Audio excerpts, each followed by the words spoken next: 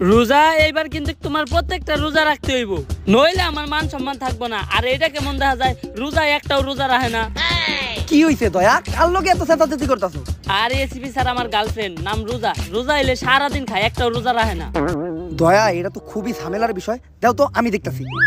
Hello রোজা, কি সমস্যা তোমার? ও, সেহরির সময় উঠতে পারো না? আচ্ছা শোনো, তোমার নাম্বারটা আমার কল করে পাঠায় দাও, আমি তোমার প্রতিদিন সেহরির সময় কল দিয়ে উঠাই দিব। তোমার টেনশন নেওয়ার কোনো দরকার নাই। আর এই নাম্বারটা আস্তে করে ব্লক ফেলে দাও। দয়া, সমস্যা হলো সেহরির সময় উঠতে পারে না, আর সেহরির সময় উঠানোর লেগে একটা মানুষ ব্যবস্থা করে দিলাম। কিন্তু আমার মানুষটারে তো কাইরা নিলেন। অভিজিৎ, অনেকক্ষণ ধরে লক্ষ্য করতেছি তুই ফেসবুকে পড়ে আছিস, কোনো কাজকর্ম করতেছিস না? আস্তাগফিরুল্লাহ স্যার, ফেসবুকে তো ডুহাই যাইতেছে না। আধা ঘন্টা ধরে তো তুই ফেসবুকে ঢুকে আছিস। এসিবি স্যার রোজার আগে ফেসবুকটা চালাই নিতেছি। যে সমস্ত ভিডিও ফেসবুকে আহে, রোজার আগে তো ফেসবুক চালাই নিয়ে যাবো না, রোজা হালকা হয়ে যাবো। এর লেগে আমি রোজার ভিতর ফেসবুক চালাই না, তাড়াতাড়ি ফেসবুকটা আনইনস্টল দিয়ে ইনস্টাগ্রাম নামা। এই রোজায় সবাই এক লগে মিলে ইনস্টাগ্রাম চালামু। এসিবি স্যার ফেসবুকে যেসব ভিডিও আহে এগুলো দেখলে তো রোজা হালকা হইব, আর ইনস্টাগ্রামে যেসব ভিডিও আহে এগুলো দেখলে তো রোজা ভাঙ্গিয়ে যাইবো। আরে ইনস্টাগ্রামে ভিডিও দেখবো কেডা, আমরা তো সেটিং করবো। যদিও আমি কখনো ইনস্টাগ্রামে ভিডিও দেখি না, তারপরও মাঝে মধ্যে ইনস্টাগ্রামে যেসব ভিডিও আহে না, একদম করা উফ।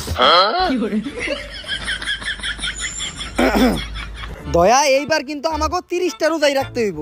আর এইবার যদি তোমরা রোজা রাখো তাইলে কিন্তু ইফতারিতে তোমাকে লেগে স্পেশাল ইফতারি থাকবো, যেমন আপেল, মালটা, কমলা, পেয়ারা, বড় বড় বেগুনি, বড় বড় আলুর চপ, বুরিন্দা, বুট আর মুড়ি বাদে।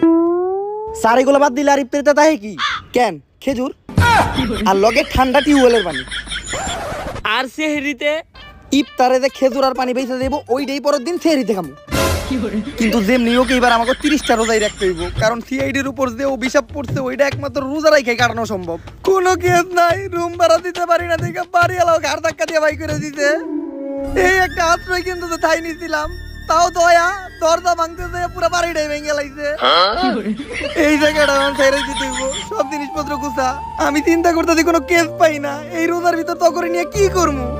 এসিপি স্যার ইফতারির ব্যবসা করলে কেমন হয়? দয়া, তুই তো একটা ভালো আইডিয়া দিছস। এইবার সিআইডি ইফতারের ব্যবসায় করব, আর আমাগো ইফতারিতে নতুন নতুন ইউনিক ইউনিক আইটেম থাকবো, যেমন বেগুনের আলুর চপ, আলু দিয়া ডিমের চপ, আর আমাগো মেন ইউনিক আইটেম থাকবো ব্রয়লার মুরগির আচার। স্যার ব্রয়লার প্রতি কেজি 250।